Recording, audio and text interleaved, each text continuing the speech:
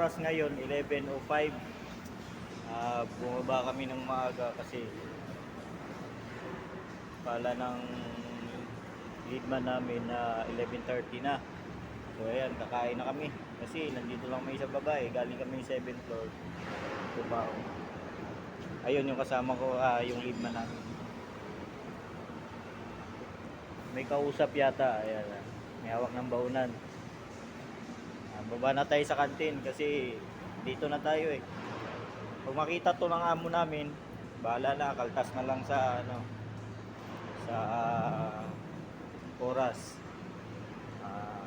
Basta 11:05 na ngayon. At nandito yung isa kong kasama, ayan. Shout out sa aking vlog. Shout out. Wash out.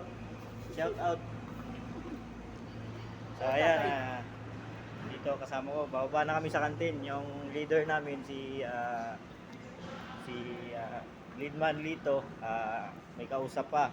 Kaya punta na kami sa kantin, guys. Let's go. Kaya kung makita to ng amo namin, kung makita ni Ma'am Aris at Sir Aris at Ma'am Christine, pakikaltas na lang ng oras. Bawasan nyo lang kami ng tag-iisang oras. Bawasan po. 30 minutes na lang, biglang nabawasan.